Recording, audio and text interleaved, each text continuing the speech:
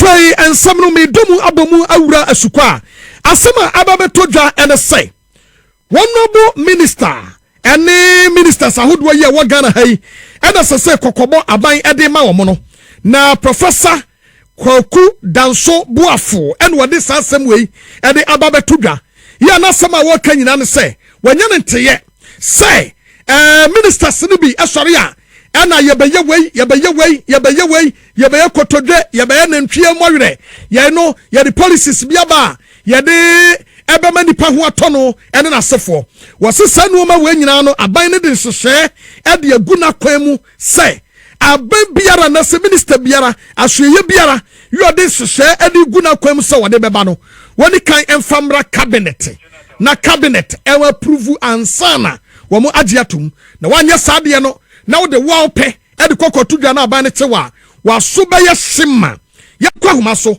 na ye ne senior political analyst Dr.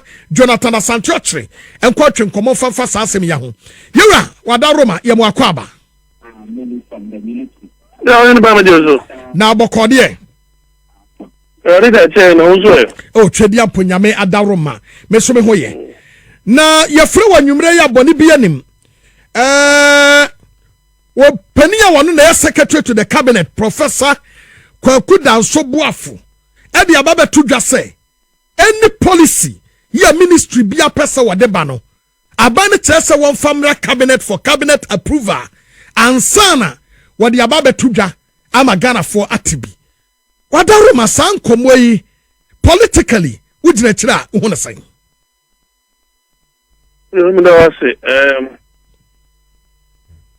awo mamintia ya fana say we tiefo na wahwefo nyina enwumre yo I want to believe say bia omampani ensa ewo mu na wama secretary to cabinet no etimi actual characters na before such a letter will come into the public domain, I felt to say this particular issue could easily have been dealt with at the cabinet level in a verbal form. He didn't do it in that manner. I don't know. Sebia, Omaka Bibisa and Kofu be able to be that would be very strange. Other than that, you are giving ammunition to the opposition to feel say the government at the cabinet level is running an uncoordinated activities through the cabinet ministers, of which the secretary to cabinet is drawing the attention to. Is it also the case, say, some people are running ahead of themselves, for which reason are being through the cabinet secretary? The other thing is to say, I'm not too sure, say, any sector minister or any cabinet minister is doing things outside the manifesto. Is doing things outside the manifesto. Into all the sectors manifesto no obia bomodre say wodi ne wabegu akwenu. If any idea comes to mind that share, for example, na say feed Ghana others, but there are certain things to do as human beings, it may not have been written in the manifesto. Into the mere sure then obviously cabinet will have to be in the know for the issues to be discussed. And I think a letter like that, and Kofoye a bit edgy as to who exactly is the minister, was the cabinet secretary referring to through the president. Who exactly? That's an quite the same Kofoye pointing fingers at certain people and accuse them wrongly. I think in as much as he has that administrative capacity and of course authority to write in the name of the president to that effect, bringing such a letter in the public domain for me, it wasn't necessary. Enuoma bi a esi ewo ha because I have some of the programs womo alanchin bi na ye wo the 1 million coders program, ye wo the 24-hour economy the Job Export Program, Juma Wura Program, National Apprenticeship Program, the Free for Life Program, Accra Reset Program, One Child, One Tree Initiative, the Ghana Infrastructure Plan, the Free Tertiary for Persons with Disability, any no fee stress. Obi abekase we nyina policies a wo mampani kan ho asem ansa no wodeba. Now, we point out clearly me enhu. Nemom, could it be say amanfo so point out accusing fingers say, oh, nansa ye hu asa enimguasie bia Honorable Sam George ekogu ne ho with the banter between wono and DSTV 4 and called the cabinet and kebi obetumi ebobo ho ansa. Any other things be asa wo ye no amanfo hu ne say asa wo pre edi aban nanim wa bra aban no e ma ne sa kwanya say could it be say sanity na sanity a adan no man kan wo cabinet amomanti ase ana say ministers ni bi ho mo fa president na sam enye hwinti ana ye wo so mo de ba badwam na obi tibi. I don't think we have the latter part of the question. That is where we got into. The president is now on that president. He has the full force as executive president of this country. And I can tell you in authority, say, he has nothing to lose. And he has nobody to please because he wants to ensure, say, legacy of person but say, what the wada. I don't think that is forthright on the part of the cabinet, secretary. Say, Nipa now say a friend and can anymore. One friend no can anymore at that level. But to write a letter without pinpointing, giving example, of course, my example so it will indict the integrity of the minister in that particular sector. One example, I can't say everybody stands accused. And if you are not careful, government in human and a bit delay. If things are going as there are other sector ministers, they have done their own re-engineering, they've been able to, as it were, go in accordance with what the budget is all about. Some of them can do a budget allocation, and yet they are running the ministry. So I don't think that we would need any letter that will stifle the progressiveness of some of the sector ministers. If that example is anything to go by, the president has every liberty to call that person to order without necessarily writing and making everybody feel indicted. I don't think that is proper. Also, the baby, we make key statement to be ho. Besine, a lot of ministries are complaining. Say honorable atosapon budget na atoforsen. Budget no muridi and sikana was all the ministries. Still, some of the ministries in the beach say, Oman Sankare, enti otukwan kakra na se bia donor support, and then I say for no juma. And a lot of ministries are complaining. What is the matter? As Abanya, wabedi amamwo so pen, when nim said and totriate. Never seen the finance minister, every budget, every media review budget, every aba. Ya wababe ready budget, tosumi you na still now, some of the ministries living years come with the bomb brano. Ya about then or mano aquanimu. The larger picture, no, of course, they are managing the economy in such a way, say, among process, Kadudwana, ebe war system, no, a bit to me, creating unnecessary inflation. The releases should be backed by some kind of productivity. And I think that so far so good. He's been able to manage the economy on that.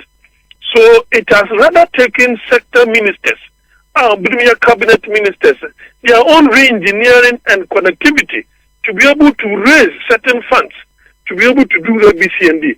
A case in point is the agriculture minister signing 154 million.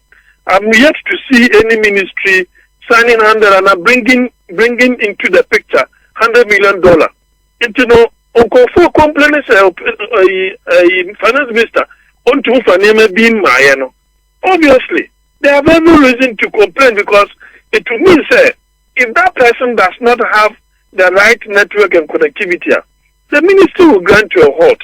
And obviously no, and no crack on a grassroots also complaining because there should have been a trickling down effect of some of these expenditures in terms of infrastructure development, school building, roads, hospitals near there. They are doing all of this as a way of continuing some of the projects of the previous government. And until now, I think it is still early days yet, but to the period where we are about to read another budget, now one whole seasonal budget, releases an inquiry. I think that probably at the cabinet level they may have to discuss that and find the reason why things of that nature have not happened, because it doesn't give a good image about the ministries and then the government as a whole.